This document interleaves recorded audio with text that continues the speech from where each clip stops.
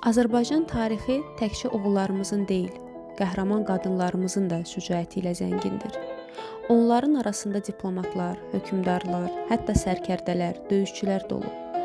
Qədim yazılı abidəmiz olan Kitabi-Dədə Qorqudda Burla xatun, Banu Çiçək, Selcan xatun kimi kişilərlə qoşa yay çəkən, qurşaq tutub güləşən, cıdırda öndə gedən qəhrəman qadınlarımız haqqında məlumat verilib.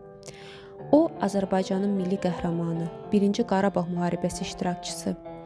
Yanvarın 9-da Laçından Şuşaya yollanarkən Qala Dərəsi kəndi yaxınlığında Ermənistan silahlı qüvvələri tərəfindən qətlə yetirilən Salatın Əsgərova, Azərbaycanın 1-ci Qarabağ müharibəsində həlak olan ilk xanım jurnalistdir.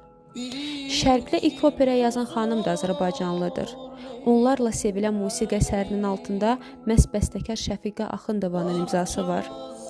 Təkcə Azərbaycanın deyil, bütün Türk dünyasının ilk qadın akademiki isə Validə Tutayuqdur.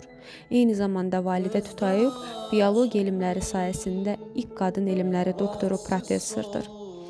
İlk qadın təyyarəçimiz isə təkcə Azərbaycanda deyil, bütün SSR-də tanınır. O təkcə Azərbaycanın deyil, eləcə də Şərqin ilk qadın təyyarəçisidir. Söhbət qadın təyyarəçimiz Leyla Məmmədbəyevadan gedir. O, Azərbaycanın ilk qadın aktrisası, Göyərçin ləqəbi ilə tanınan Gövhər Qazıyevadır. Gövhər Qazıyeva 1887-ci ildə Tiflis şəhərində ziyalı ailəsində anadan olub.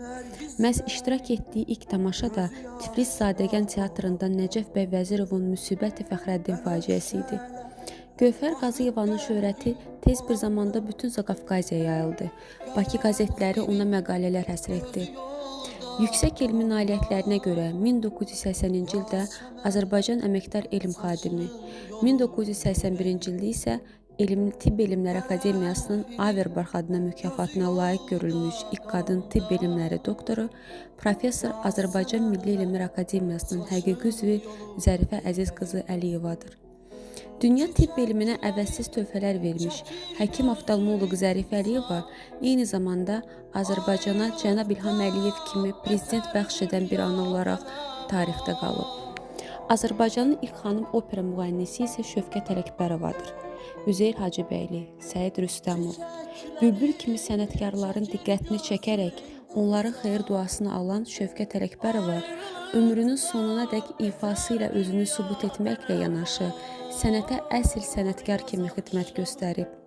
Dərələr, ağ çiçəyim, bir könül sındırmışam, gedə üzü küləyə, ceyran və digər onlarla mahnı böyük sənətkarın ifasında mühürlənib. Müasir dövrdə də Azərbaycan qadını yeni tarix yazmağa davam edir.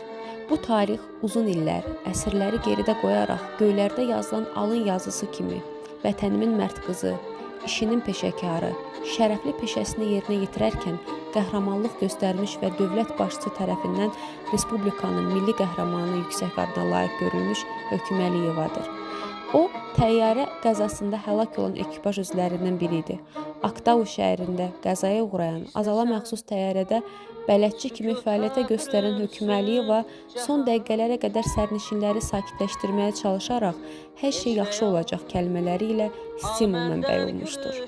Bəli, Azərbaycan Respublikasının 44 günlük vətən müharibəsində dastan yazan qəhrəman oğulları olmuşdursa, həmçinin müasir Azərbaycanın zəfər tarixində yeni səhifə açan, zamana hökm edən, göylərdə tarix yazan, hökümə kimi mərd qızlarımız hər daim əzizlərinin, xalqının qəlbində yaşayacaq.